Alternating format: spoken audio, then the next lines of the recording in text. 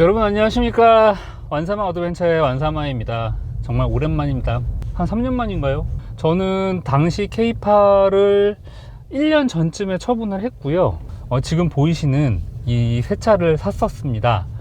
이 새 차는 벤츠 E클래스 E300 4륜구동 차량입니다. 사실 지금 이 카메라를 킨 지금 이 순간이 좀 슬픈 순간이에요. 왜냐하면 제가 이 차를 또 1년 타고 또 처분을 합니다. 다른 차로 바꾸기 위해서 지금 차를 이제 조금 있으면 탁송 기사분이 와서 차를 가져갈 거거든요. 그래서 지금 이 녀석과 마지막 드라이브를 하게 되는 순간이라 좀 슬픕니다. 이런 기분은 차를 바꿔보신 분이라면 알 거예요. 되게 섭섭합니다. 1년간 정말 잘 탔고 진짜 좋았어요.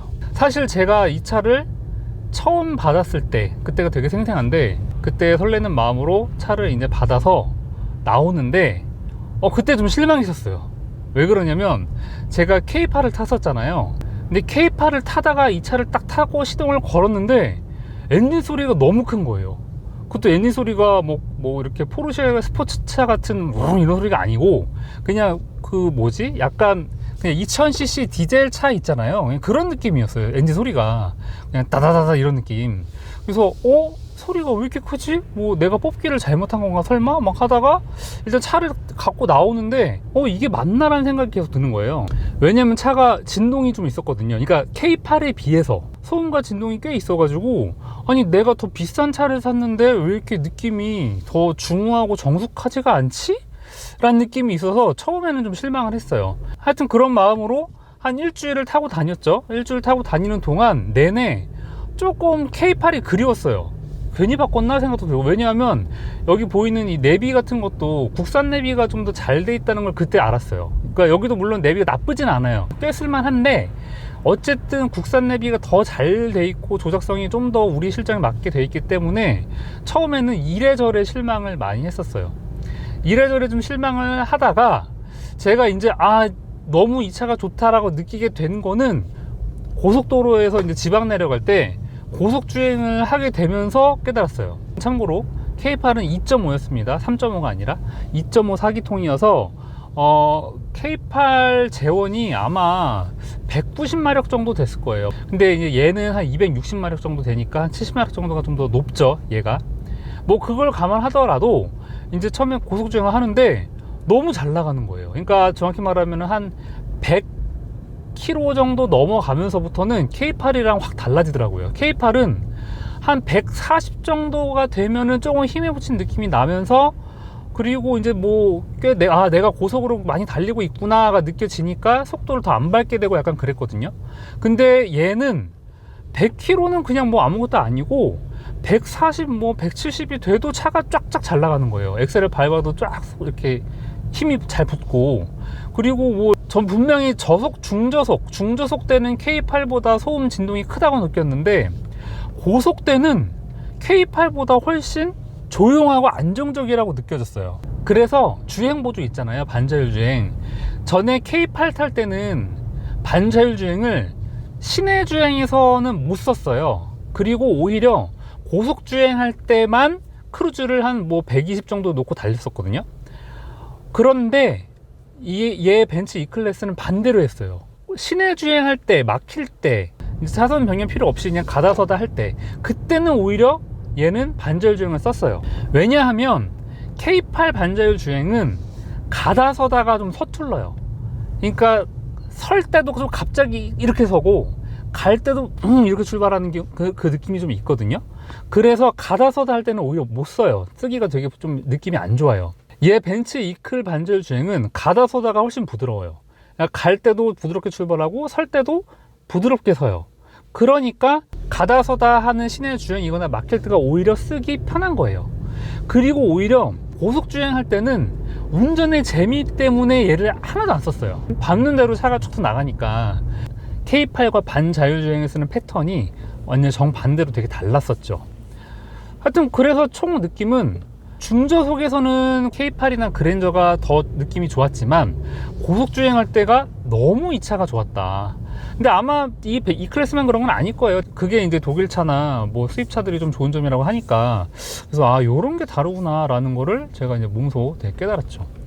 그리고 이제 처음 이 차를 살 때 누구나 아마 그럴 거예요. 이 클래스를 살 때 당연히 BMW 5 시리즈랑 고민을 누구나 할 겁니다. 뭐 각자 나름대로 장단점이 있었죠. BMW는 뭐 스포츠 주행성이 좀 더 좋다, 반응성이 좋다, 뭐 벤츠는 뭐 고급감이 좋다, 뭐 이렇게 있어서 고민을 하다가 계약을 하는 날 두 매장에 가서 비교를 해보는데, 먼저 BMW 매장에 가서 이제 앉아보고 실내를 이렇게 봤어요. 참고로 시승은 안 했어요. 시승은 왜냐하면은 저는 옛날 차 살 때도 시승은 굳이 안 했거든요. 뭐 귀찮기도 하고 뭐 어차피 차 정한 건데 뭘 마음이 바뀔 것도 없으니까. 그래서 이번에도 이제 시승은 안 하고 그냥 BMW 매장 가서 이렇게 차에 앉아봤어요. 앉아서 이렇게 실내 좀 보고 이렇구나 하다가 하고, 그 다음 벤츠 매장에 가서 이제 이 클래스를 딱 탔는데 그 순간 비교 끝났습니다. 그냥 마음을 정했어요, 바로. 왜 그러냐면 벤츠의 실내가 BMW보다 훨씬 더 화려하고 이쁘고 고급졌어요. 개성 있고. 근데 BMW는 제가 K8을 타다가 이제 BMW를 탄 거잖아요. K8하고 실내 디자인이 너무 똑같았어요. 별로 제가 이렇게 차 바꾸는 느낌이 없었던 거죠. 그래가지고 그냥 벤츠를 골랐었어요. 그리고 또 제가 BMW 5 시리즈를 타면 그 생각을 했었을 것 같아요. 아, 언젠가는 나중에 벤츠로 한번 바꿔봐야지 라는 생각을 했을 것 같아요. 뭐 벤츠 S클이든 GL이든 뭐 다른 차급으로. 근데 벤츠를 타면 BMW를 언젠간 타봐야지 라는 생각을 안 할 것 같은 거예요. 또 하나는 뭐 인터넷에서 이런 거를 봤어요. BMW 5 시리즈 사면은 왜 이 클래스를 안 사고 5 시리즈를 산 건지에 대해서 해명을 계속 해야 될 거다라는 글을 봤는데 그것도 맞는 것 같았어요. 그러니까 벤츠 E클을 사면은 그냥 벤츠 E클을 샀구나를 아무도 뭐 그냥 그렇구나 뭐 별다른 말을 안 물어볼 것 같은데 5 시리즈 사면은 야, 왜 벤츠 E클 안 사고 이거 샀어? 라는 걸 물어볼 것 같더라고요, 제 생각에. 그래서 그냥 E클 사자 해서 마음을 굳혔었죠. 그리고 E클을 사면서 제가 느낀 거는, 지금 여기 보일지 모르겠는데 화면에 잘 안 보이네요. 저기 조수석에 디스플레이가 있거든요. 이 옵션이에요. 한 100만원 정도 했었던 것 같은데 저는 그걸 넣었었어요, 고민을 하다가. 근데 안 넣으셔도 돼요. 그러니까 나랑 같이 타는 사람이 너무 유튜브를 좋아해서 반드시 유튜브를 막 차 탈 때도 꼭 본다 라는 거 아니면 진짜 아무도 안 봐요. 그리고 저는 그 바깥에 외부에 라디에이터 그릴 그 발광 시공을 했거든요. 그 BMW 보면은 이렇게 그 밤에 보면 LED로 해서 이렇게 테두리가 이렇게 선명하게 불이 쫙 들어오거든요. 그래서 그게 이뻐가지고 그게 이 클래스에도 이제 옵션으로 있어요. 근데 저는 이제 제가 받은 차량에는 그게 없었어가지고 저는 사제로 이제 100만원 정도 들여서 그거를 시공을 했었어요. 그것도 말씀드리자면은 굳이 안 해도 돼요. 왜냐하면은 그 BMW의 라디에이터 그릴은 되게 선명하고 밝아서 밤에 엄청 잘 보여요. 근데 이 벤츠 E클래스의 라디에이터 그릴은 순정도 그렇고 그렇게 막 밝고 그러지가 않아요. 그냥 은은하게 살짝 보이는 정도라서 뭐 하차감의 영향이 있거나 뭐 그런 거 별로 저는 못 느꼈어요. 그냥 벤츠 E클래스 이 차는 저는 그냥 고속 주행할 때 그 안정감과 질감, 그 힘, 그것만으로도 저는 너무 차가 잘 나가고 좋다라는 걸 충분히 운전하는 내내 느꼈습니다. 그 밖에 뭐 1년 타면서 뭐 실내에 대한 만족감 되게 컸어요. 실내가 볼 때마다 너무 이뻤어요. 실내는 누가 타도 실내 너무 이쁘다, 와 디스플레이 되게 크다, 와 이런 소리 많이 들었기 때문에 저도 역시 차를 살 때 그게 결정적이었고, 그리고 이 차가 마일드 하이브리드 시스템이라는 걸 채용하고 있거든요.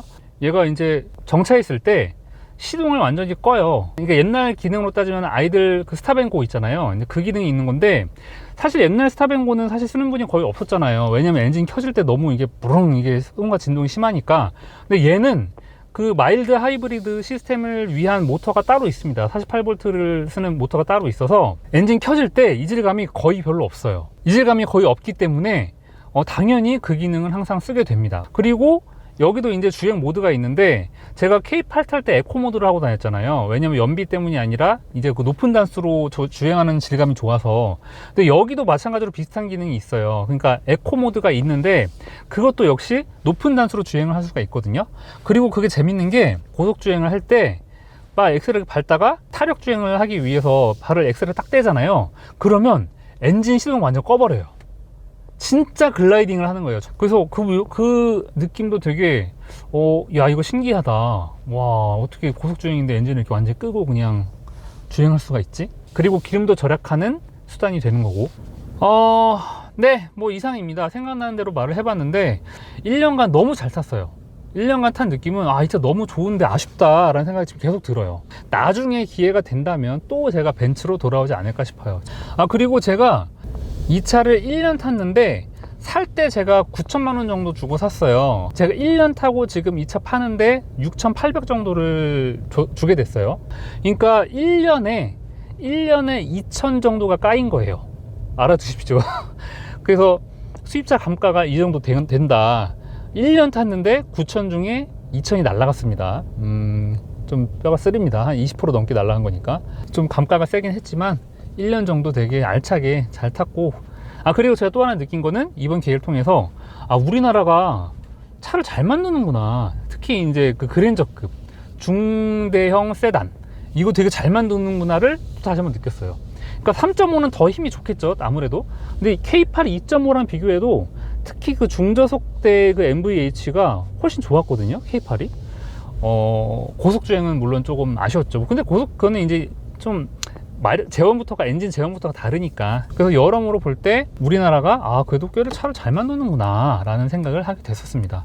제네시스 같은 거는 더 좋겠죠, 당연히. 그러면 네, 아무튼 오랜만에 이렇게 여러분과 다시 카메라를 통해서 만나 뵙게 돼서 되게 반가웠습니다. 저는 지금 주차장에 도착했고 이제 그 탁송기사분한테 차를 건네줄 거예요. 되게 아쉽습니다. 잘 탔는데 너무나 수고 많았고. 네, 앞으로 여러분 새로 바꾸게 되는 차 있잖아요. 그 차도 제가 이제 1년 정도 주행을 하게 되면은 그것도 한번 시승기를 올려보도록 하겠습니다. 네, 그럼 여러분 그때까지 안녕히 계시기 바랍니다. 안녕.